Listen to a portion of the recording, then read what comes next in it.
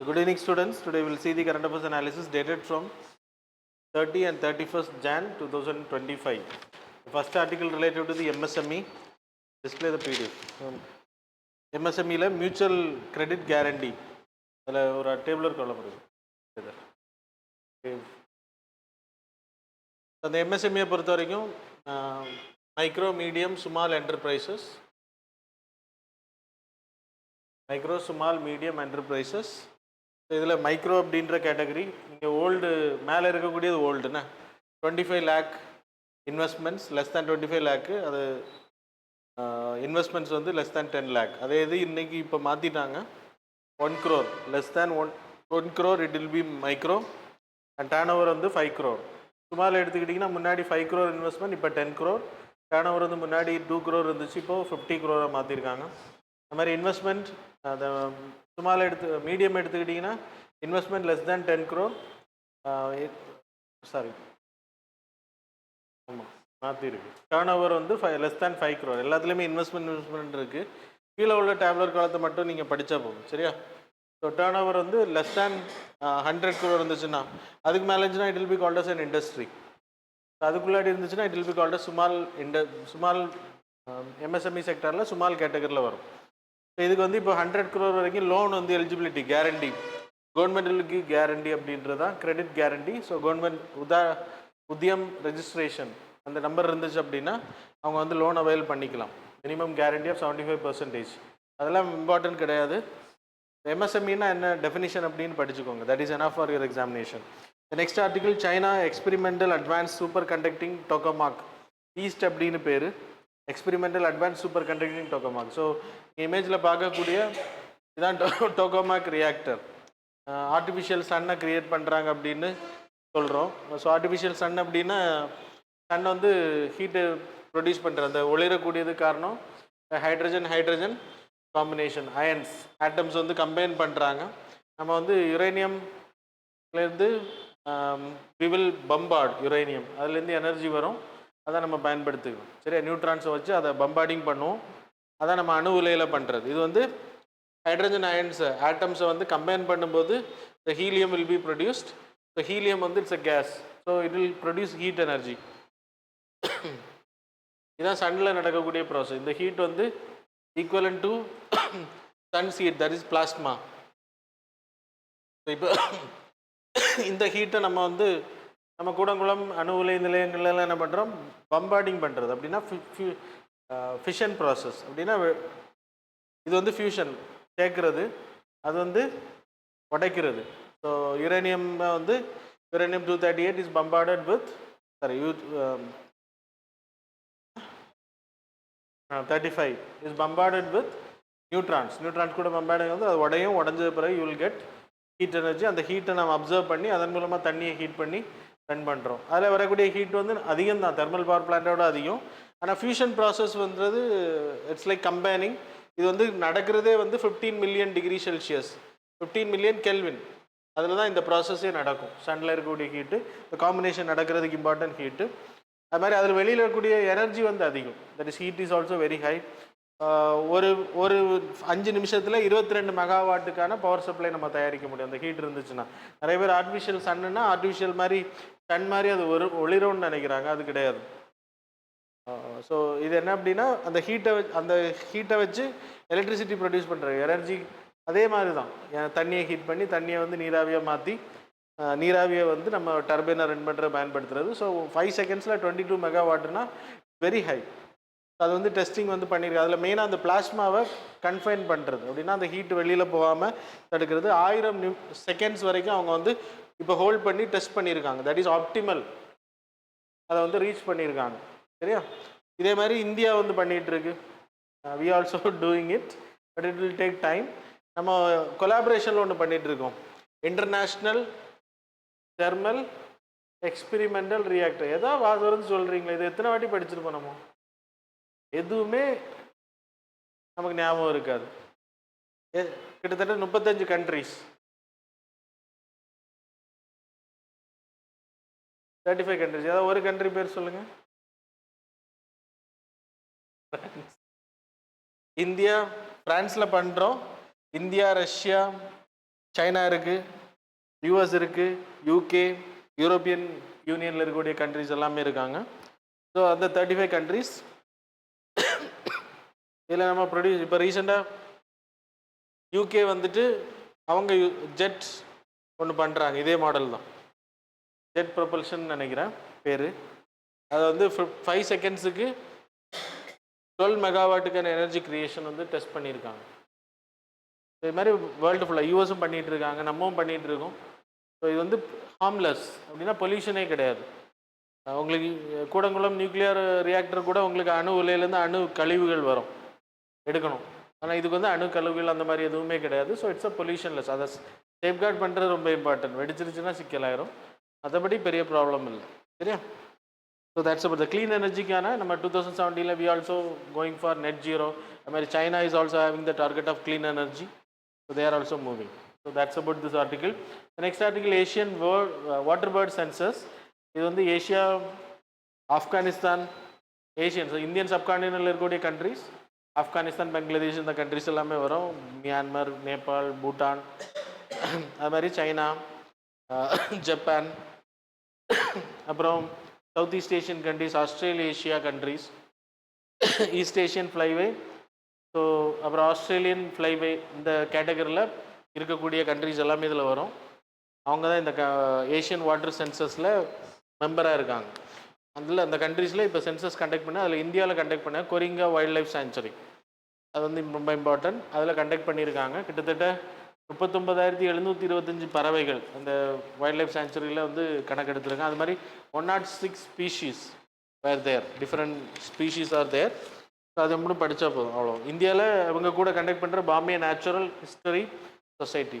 So அதில் நீங்கள் அந்த கொரிங்கா வைல்ட் லைஃப் சாங்சுரி நான் போடலை, நீங்கள் சர்ச் பண்ணி படிச்சுக்கோங்க, வெரி இம்பார்ட்டன்ட். நெக்ஸ்ட் வந்து இஸ்ரோ லான்ச் பண்ண 100, அதனால கொஞ்சம் இம்பார்ட்டன்ட். மற்றபடி இது ஆஸ் யூஷுவல் லான்ச் தான். 100வது சில கேட்பாங்க, நீங்கள் டிஎன்பிசி எக்ஸாம்ஸில் கேட்பாங்க. GSLV F-15 Jio synchronous satellite launch vehicle, அதெல்லாம் உங்களுக்கு தெரியும். கிரையோஜெனிக் இன்ஜின், சரியா? லிக்யூட், சாலிட், அப்புறம் கிரையோஜெனிக், ஆக்சிஜனா, ஓகே. இப்போ கிரையோஜெனிக் இன்ஜின் பயன்படுத்து, அதெல்லாம் இம்பார்ட்டன்ட் கிடையாது. Navik satellites, Indian regional navigational satellite system, remote sensing, Indian regional remote sensing navigational satellite system, IRNSS. இதுதான் இப்போ நேவிகாக மாற்றிருக்காங்க. இது வந்து there are 7 சேட்டலைட்ஸ். நம்ம எர்த்துக்கு இக்குவேட்டருக்கு மேலே 3, அப்புறம் ஜியோ சிங்கர்னஸ் மாடலில் 4, இங்கே ஒன்று, இங்கே ஒன்று, இங்கே ஒன்று, இங்கே ஒன்று, மொத்தம் 4. இதுதான் அதோட இது. எப்போவுமே இந்தியா மேலே கிட்டத்தட்ட 1500 கிலோமீட்டரை வந்து இந்தியாவிலேருந்து 1500 கிலோமீட்டர், இதெல்லாம் ரொம்ப இம்பார்ட்டண்ட்டாக பார்த்துக்கோங்க. இது ரீப்ளேஸ்மெண்ட் பண்ணிகிட்டே இருக்கணும். எப்போவுமே அது சில டைம் டிஸ்ஃபங்க்ஷனில் ஆகும். அதனால் இப்போ அப்டேட் பண்ணிகிட்டு இருக்காங்க. முதல்ல அனுப்புனது எல்லாமே வந்து நேவிகேஷனல் பர்பஸ். இப்போ அதோட அட்வான்ஸ்டாக ஸ்ட்ரீட் மேப்பிங் எல்லாம் பண்ணுறாங்கல்ல, அதே மாடலில் நம்ம பண்ணிகிட்டு இருக்கோம். ஸோ நேவிக் வந்து இன்றைக்கி ஃபுல் ஃப்ளெஜ்டாக there are 2 standard positioning system, அப்புறம் ரெஸ்ட்ரிக்டட் பொசிஷனிங் சிஸ்டம். இது ஃபார் மிலிட்ரி, இது வந்து நம்ம நார்மல் யூஸுக்கு. இன்றைக்கி நேவிக்ன்ற ஆப் இருக்குது, நீங்கள் டவுன்லோட் பண்ணி இதை பயன்படுத்திக்கலாம். நேவிகேஷனல் பர்பஸ் லைக் ஜிபிஎஸ் வந்து அமெரிக்காவோடது, இன்றைக்கி இந்தியாவும் அதை பயன்படுத்திகிட்டு இருக்கோம். ப்ளஸ் க்ளோனஸ் எந்த நாடோடது? க்ளோனஸ், கலீலியோ, அப்புறம் பியர்டோ. ஒன்றா சொல்கிறீங்களா? அது மட்டும் தான் தெரியும். சைனா வேற, கலீலியோ, யூரோப்பியன் யூனியன், இது சைனாவா? இதுவும் சைனாவா? ரஷ்யா. ஜிபிஎஸ் வந்து இவங்களோடது, யூஎஸோடது. இந்தியாவோடது நேவிக். So that's about. அதில் செகண்ட், இதில் ஃபஸ்ட்டு இது நம்ம லான்ச் பண்ணிவிட்டோம், அதுக்கப்புறம் நிறைய ரிப்பேர் ஆச்சு, அது சரி பண்ணோம். இப்போ அட்வான்ஸாக NV சீரீஸ், NV01, இப்போ NV02. சில வேலை கேட்பாங்க என்ன சேட்டலைட் லான்ச் பண்ணாங்கன்னா NV2 லான்ச் பண்ணியிருக்காங்க. 100th மிஷன், அதனால் சரியா இஸ்ரோ பண்ணக்கூடிய 100வது லான்ச். அப்படின்னா என்னது? Are you here? Yeah. Okay. So when listed platform, SEBI வந்து இன்ட்ரடியூஸ் பண்ணுறாங்க, பண்ணுறதா சொல்கிறாங்க, இன்னும் வரல. when listed platform, இப்போ ஒரு கம்பெனி ஐபிஓ அனௌன்ஸ் பண்ண, ஐபிஓன்னா தெரியும்ல,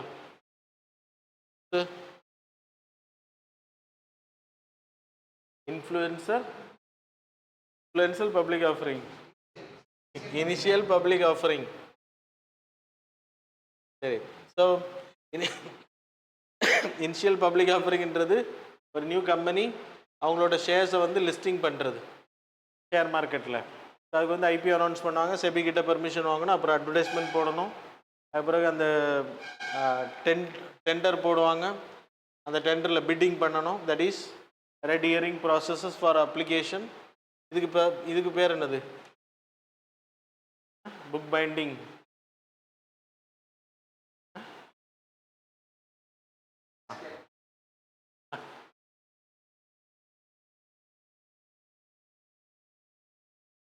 எனக்கு யார் சொல்லலைன்னா கூட வருத்தம் கிடையாது, வரேன். புக் பில்டிங் ப்ராசஸ்,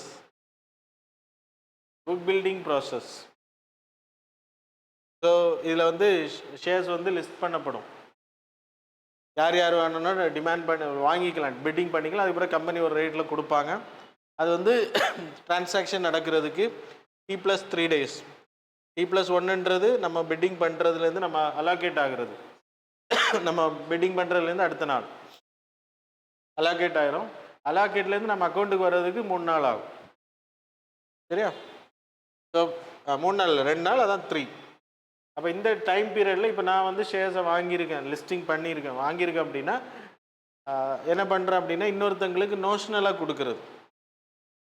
வந்த பிறகு தான் மாற்ற முடியும். ஆனால் நோஷனலாக அதை வந்து நம்ம என்ன டிமாண்ட் இருக்குது, இப்போ இன்ஃபோஸோட பங்குகள், டிசிஎஸோட பங்குகள் அப்படின்னா வேறு கம்பெனிஸ், எக்ஸ்ட்ரா XYZ கம்பெனி அப்படின்னா ரொம்ப பாப்புலர் கம்பெனி, நாளைக்கு இதோட டிமாண்ட் அதிகமாக இருக்குன்னா இவங்க கம்பெனியோட ஷேர்ஸ் இப்போ 1500 நான் வாங்கியிருக்கேன் அப்படின்றப்போ அதை 2000 விற்கிறது.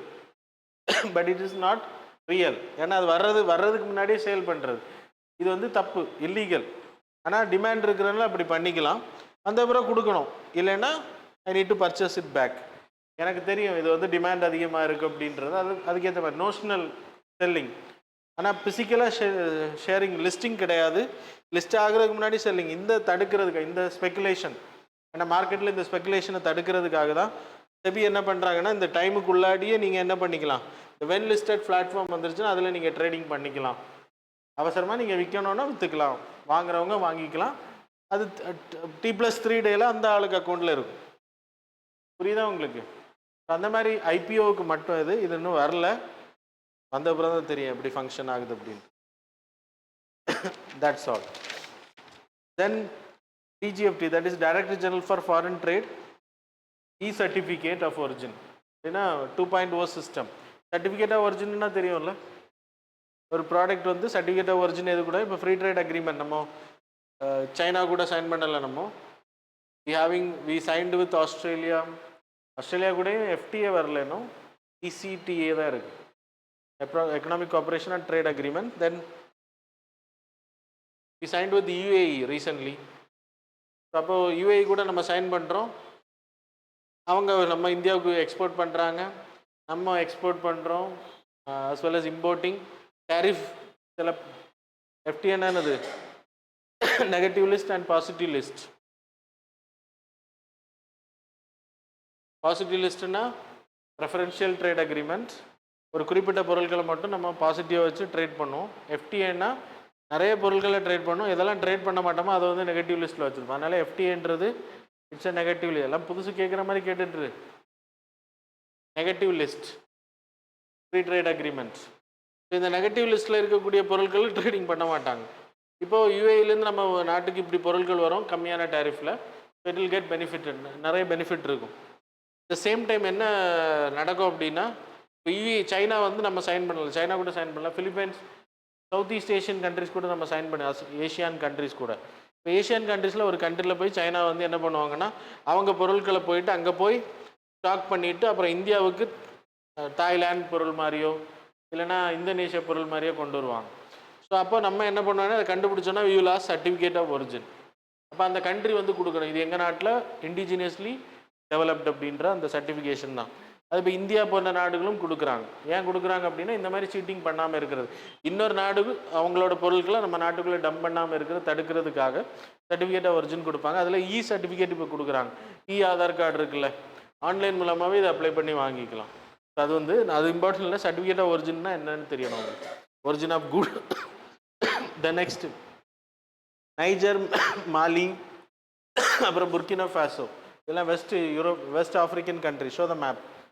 ஸோ அதில் வெஸ்ட் ஆஃப்ரிக்கன் கண்ட்ரியில் there is a grouping economic இன்டகிரேஷனுக்காக நைஜர், மாலி, புர்கினா ஃபாசோ, அப்புறம் கிராம்ஸ், செரேலியோனா, லைபீரியா, இந்த கண்ட்ரிஸ் எல்லாமே கிட்டத்தட்ட 15 கண்ட்ரிஸில் மெம்பரு. இப்போ இவங்க 3 பேர் வெளியில் வந்திருக்காங்க. ஸோ இதில் என்ன அப்படின்னா இவங்க வந்து வெஸ்ட் ஆஃப்ரிக்கன் கண்ட்ரிஸோட குரூப்பிங்ஸ். இதில் வந்து ஃப்ரீ ட்ரேடிங் அலோவ் பண்ணுறாங்க, டேரிஃப்லெஸ் ட்ரேடிங். அப்புறம் ஏதாச்சும் ப்ராப்ளம்னா இவங்களுக்குள்ள ஏதாவது ப்ராப்ளம் அப்படின்னா மிலிட்ரி அனுப்புகிறாங்க. அந்த மாதிரி நடந்திருக்கு. ஸோ இப்போ இதில் இருக்கக்கூடிய 3 கண்ட்ரிஸ் மட்டும் அவங்க வெளியில் வராங்க இதிலேருந்து. 1975 இது உருவாக்கப்பட்டு by a treaty called as Lagos. அதெல்லாம் கொஞ்சம் இம்பார்ட்டன்ட். ஈகோவாஸ் அப்படின்னா என்ன அப்படின்னா economic community of West African States, அதான் அதோட மீனிங். இந்த 3 கண்ட்ரியுமே சாஹேல் ரீஜனில் வராங்க. சாஹேல் ரீஜன் தெரியும்ல, உங்களோட அடுத்த map. Show the last map. கீழே இருக்கு, கீழே யூ கேன் சி சாடு, இந்த கண்ட்ரிஸ் எல்லாமே. இங்கே சஹாரா மேலே நார்தர்ன் சைடில் சஹாரா கண்ட்ரிஸ், இதுக்கு கீழே வந்து செமி ஆரிட் கண்ட்ரி. ஸோ இந்த 2க்கு இடையில இருக்கக்கூடியதான் இந்த Sahel grouping countries.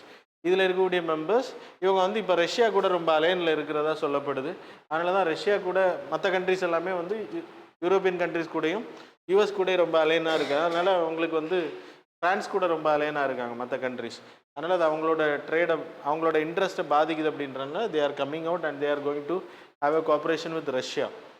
So that's the reason they are coming out. So அது இம்பார்ட்டன்ட் கிடையாது நமக்கு. அப்புறம் இந்தியாவுக்கும் ஈகோவேக்ஸும் நம்ம என்னென்னா நம்ம 2 பேருமே அக்ரிமெண்ட் சைன் பண்ணியிருக்கோம். We are not a member of this grouping, but we are an observer status. 2004 நம்ம அப்சர்வர் ஸ்டேட்டஸ் கொடுத்துருக்காங்க. அது மாதிரி யூஎன்எஸ்சியில் நம்ம மெம்பர் ஆகிறது அவங்க ஹெல்ப் பண்ணுறாங்க, permanent member.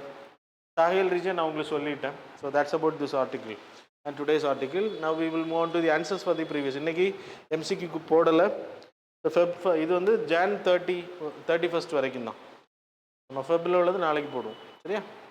So that's about the articles. Now we will move on to the answers for the previous. Question number 1 answer is C. Question number 2 answer is A. Question number 3 answer is 4. Question number 4 answer is B. Question 5 answer is C.